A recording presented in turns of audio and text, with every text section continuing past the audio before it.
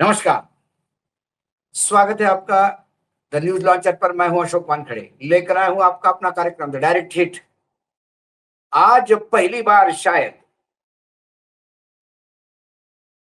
कम से कम मेरे जीवन काल में पत्रकारिता के पहली बार मैंने सुना कि किसी ने सुप्रीम कोर्ट पर सीधे इल्जाम लगाया, सीधा हिट किया सुप्रीम कोर्ट पर। सुप्रीम कोर्ट भी चोरी में शामिल। दिग्विजय सिंह ने मोदी को हिला दिया। पहली बार एससी पर सीधा प्रहार। सीजेआई सूर्यकांत जवाब देंगे इसका? बहुत बड़ी बात है। सबसे पहले एक पॉलिटिक्स करके है, उसका आप ट्वीट देखिए। क्या कहता है ट्वीट? सीट चोरी में सभी शामिल हैं, न केवल राज्य बल्कि केंद्र भी, चुनाव आयोग भी, माननीय सर्वोच्च न्यायालय भी। यह सब मिलीजुली चोरी है। दिग्विजय सिंह मुख्यमंत्री, और नीचे उनका वीडियो नती है, वो वीडियो भी देख लीजिएगा। मालूम था कि जब चोरी हुई है तो चोरी में सभी शामिल हैं, न केवल राज्य लेकिन केंद्र भी, चुनाव आयोग भी, और माननीय, मुझे कहना पड़ रहा है, सुप्रीम कोर्ट भी। जब सुप्रीम कोर्ट को मालूम था कि हमारी जो पिटीशन है वो 4 बजे के बाद इनफ्लेक्चुअस हो जाएगी, तो सुना क्यों नहीं? आज कल की डेट क्यों लगाई है?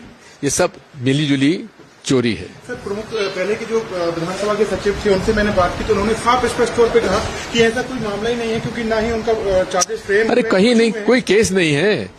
मीनाक्षी नटराजन जैसा गांधीवादी व्यक्ति आज हमारे राजनीति में मैंने नहीं देखा है। उसको इस बारे में हटाया जा रहा है कि उसने कोई अपराध किया है। क्या मजाक है भाई। क्या दिग्विजय सिंह ने कहा, क्या बात हुई, और उसको लेकर दिग्विजय सिंह इतने उद्वेलित क्यों है? मीनाक्षी नटराजन का नामांकन फॉर्म निरस्त हो चुका है और कांग्रेस इस मामले को लेकर सुप्रीम कोर्ट गई हुई है। दूसरी तरफ बीजेपी के उम्मीदवारों को जीत के सर्टिफिकेट भी मिल गए। अब इस मामले पर मध्य प्रदेश के पूर्व मुख्यमंत्री दिग्विजय सिंह ने कहा कि सब ने मिलकर चोरी की है, और उन्होंने इन सब में सुप्रीम कोर्ट को भी लपेटा।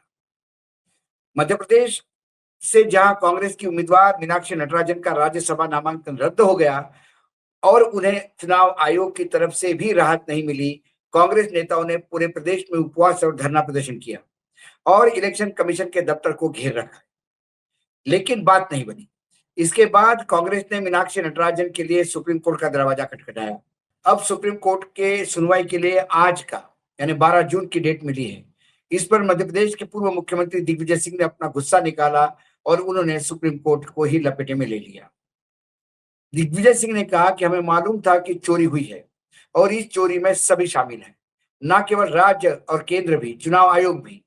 इसके बाद थोड़ा सा रुके और उन्होंने कहा कि माननीय सुप्रीम कोर्ट भी, मुझे यह कहना पड़ रहा है, जब सुप्रीम कोर्ट को मालूम था हमारी पिटीशन 4 बजे बाद खत्म हो जाएगी, तो सुना क्यों नहीं आज?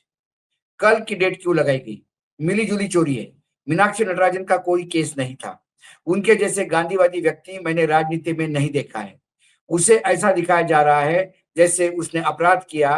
क्या मजाक है भाई।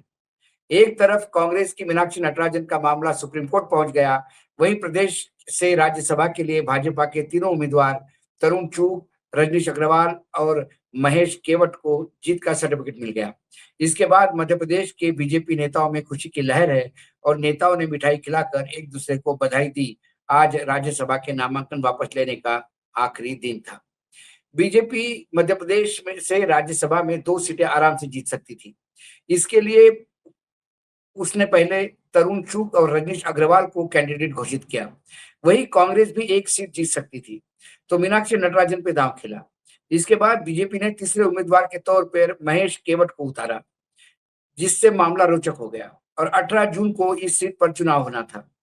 लेकिन इससे पहले ही मीनाक्षी के नामांकन फॉर्म पर बीजेपी ने आपत्ति दर्ज करवाई। बीजेपी की तरफ से कहा कि मीनाक्षी नटराजन ने तेलंगाना के आपराधिक मामले की जानकारी अपने नामांकन फॉर्म में नहीं दी, जबकि उन्हें इस पूरे मामले का पता था। इसके बाद रिटर्निंग ऑफिसर ने मीनाक्षी का नॉमिनेशन रद्द कर दिया। फिर कांग्रेस सुप्रीम कोर्ट गई, लेकिन इससे पहले ही बिना चुनाव हुए महेश केवट जीत गए। ये जो पूरा मामला था, ये मामला बड़ा पेचीदा है और ये इसीलिए दिग्विजय सिंह ने जो आरोप लगाए, हम भी कह रहे थे कि छोटी-छोटी बातों पे, लेकिन मेरे लिए तो छोटी ही बात है कि कोई पत्रकार किसी इंटीरियर डेकोरेटर का पैसा ना दे और वो इंटीरियर डेकोरेटर पैसे का तगादा लगा-लगा के इतना परेशान हो जाए कि वो अपना जीवन समाप्त कर दे। उसके बाद उनके ऊपर मुकदमा चले। लोअर कोर्ट ने ज़मानत नहीं दी इसलिए हाई कोर्ट गए।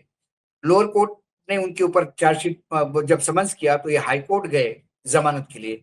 हाई कोर्ट ने कहा, अर्णव गोस्वामी की बात कर रहा हूँ, हाई कोर्ट ने कहा कि आप पहले लोअर कोर्ट में जमानत तो ले लीजिए। हम तो लोअर कोर्ट को आदेश भी देते हैं कि 1 सप्ताह के अंदर इनके जमानत पे कार्यवाही हो। हाँ करे या ना करे, उसके बाद आप उच्च न्यायालय आ जाए, फिर हम देखते हैं। लेकिन उच्च न्यायालय के इस निर्णय के खिलाफ जब वो सर्वोच्च न्यायालय गए तो रात को कोर्ट खुले और उन्हें रिलीफ दिया गया। तब कोर्ट ने ये नहीं कहा कि आप पहले हाई कोर्ट जाइए। तब कोर्ट ने ये नहीं कहा कि ये कैसी हायरार्की है कि कोई भी उठा के सीधा सुप्रीम कोर्ट आ जाएगा। लेकिन नहीं, जब कोर्ट को रिलीफ देना होता है तो दिया जाता है। बहुत अच्छा लगा कि चलो पत्रकारों को लेके इतने सजग हैं, लेकिन कई पत्रकार सालों से सड़ते हैं जेल में, उनको जमानत नहीं मिलती। तब ये जब 2 प्रकार के स्टैंडर्ड दिखाई देते हैं, तब न्यायपालिका पे प्रश्न उठते हैं। आज का मामला बहुत अहम था। मीनाक्षी नटराजन का फॉर्म रद्द हो या ना हो, ये तय होना था आज दोपहर को 4 बजे के पहले। क्योंकि 4 बजे जब 3 बजे जब ये मामला खत्म हो जाता, 3 बजे का समय था नामांकन वापस लेने का। जब किसी ने नामांकन वापस नहीं लिया, फॉर्म रिजेक्ट हो गया, तो ऑटोमेटिक 3 बजे बाद जो बचे हुए उम्मीदवार 3 थे, वो विजयी होने थे अनअपोज। ये प्रक्रिया रोकने के लिए 3 बजे के पहले मीनाक्षी नटराजन के फॉर्म पे जरूरी था। मीनाक्षी नटराजन के खिलाफ कौन सा केस है? मीनाक्षी नटराजन के खिलाफ जो एक कोर्ट का नोटिस आया कि ये पूछते हुए मीनाक्षी को कि आपके खिलाफ ये आरोप लगाए गए हैं कि क्या इसका संज्ञान ले या न ले। इस पे मीनाक्षी नटराजन ने आदेश भी दिया। ना उस पे चार्जशीट फाइल हुई है, ना उसके ऊपर एफआईआर फाइल हुई है, कोई भी चीज फाइल नहीं हुई है, लेकिन उसको मुकदमा मानते हुए, और वो भी मुकदमा क्या चार्जशीट में वो चार्जशीट ही फाइल नहीं हुए तो फिर धाराएं कैसी? यदि धाराएं होती तो फिर 2 साल की सजा यदि उसमें हो तो ही वो बताना जरूरी होता है। कई चीजें हैं, कई चीजें वायलेट हुई है और हो सकता है चुनाव अधिकारी राज्य सरकार के प्रेशर में हो, उसने ये कर दिया, लेकिन चुनाव आयोग ने भी इसको अनसुनी कर दी। जब चुनाव आयोग ने अनसुनी कर दी तो ये सुप्रीम कोर्ट गए। सुप्रीम कोर्ट को इस पर तुरंत संज्ञान लेना चाहिए था। सुप्रीम कोर्ट भी को भी लगता कि नहीं ये गलत है, फॉर्म रिजेक्ट होना चाहिए था, सुप्रीम कोर्ट कह देता तो कम से कम ये तो होता कि न्यायपालिका ने संविधान बचाने का प्रयास किया, न्यायपालिका ने कम से कम अन्याय होते हुए रोका। भले ही वो कहते कि मीनाक्षी नटराजन का फॉर्म रद्द हुआ वो सही है, तो भी बात बनती, कम से कम न्यायपालिका अपना रोल तो अदा करते हुए दिखाई देती। न्यायपालिका का निर्णय सही या गलत डिबेटेबल सवाल था, लेकिन न्यायपालिका ने जानबूझ के उसको 12 बजे सुनने के लिए कहा।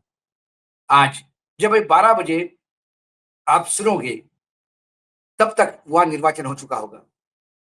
अब इसके बाद चुनाव आयोग ने कहा कि ठीक है, ये फॉर्म जो है मीनाक्षी का सही था, तो इसका मतलब जो तीसरा उम्मीदवार है उसके लिए उसका जो जीत है या जिसको सर्टिफिकेट दिया गया वो नलीफाई हो जाएगा और फिर चुनाव होगा एक सीट पर। जब 3 राज्यसभा सीट पे चुनाव हो तो एक उम्मीदवार को जीतने के लिए जो आंकड़ा चाहिए वो, और जब सिंगल सीट पे चुनाव होता है वो जो आंकड़ा है वो 3 गुना बड़ा हो जाता है। उसमें कांग्रेस तो जीत ही नहीं सकती, क्योंकि एक ही उम्मीदवार का यदि चुनाव का होगा तो फिर मीनाक्षी को तो हारना तय है। क्या खेल ऐसा प्रपंच रचा जाता है? या फिर न्यायपालिका को चाहिए कि तीनों की तीनों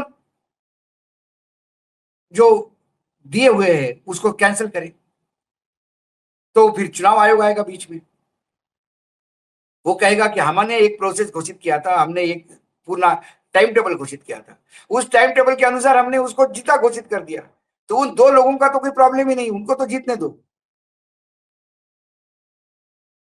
कुल मिलाकर ये लोकतंत्र की हत्या है, और लोकतंत्र की हत्या होते हुए यदि सुप्रीम कोर्ट देखता है तो फिर संविधान का कस्टोडियन कौन है ये देखना पड़ेगा। और ऐसा ही चलता रहा तो फिर राज्यसभा के मायने क्या है चुनाव के? इसके बाद राज्यसभा के पदेन अध्यक्ष जो है उपराष्ट्रपति, वही अनाउंस कर दे। कि इस बार 8 लोग रिटायर्ड हो रहे हैं और उसकी जगह ये 8 लोग मैं अनाउंस कर देता हूं, वही हो। क्योंकि चुनाव करने के मायने क्या है? ये इतना प्रोसेस और इतना नौटंकी करने की मतलब क्या है? क्योंकि इतना नौटंकी करने के बाद किसी का भी फॉर्म किसी भी बात पे रिजेक्ट हो सकता है कि आपके शाही में थोड़ा सा नीला कलर हमको फीका लगा इसलिए रिजेक्ट हो जाए। और फिर उसके बाद आप चुनाव आयोग के पास जाओ तो चुनाव आयोग को कहे कि भैया ये शाही का कलर में तो कोई इश्यू नहीं है, ये तो कोई रूल ही नहीं है ऐसा।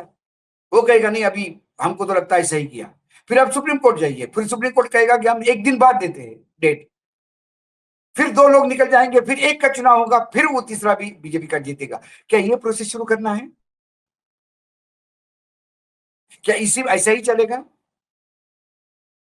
दिग्विजय जी ने जो कहा उसके पीछे इस देश का तमाम वो नागरिक खड़े हैं जो संविधान में विश्वास रखते हैं और लोकतंत्र को जिंदा देखना चाहते हैं। फिर माय लॉर्ड चाहे इसको कंटेम्प्ट ऑफ कोर्ट कहे या कुछ भी कहे, यदि आपने चोरी होते हुए देख रहे हैं और होने दी तो फिर आप चोरी में शामिल हैं, यही कहा जाएगा। आज डायरेक्ट हिट में इतना ही। कल फिर आता हूं किसी विषय के साथ, तब तक के लिए नमस्कार। देखते रहिएगा न्यूज लॉन्चर।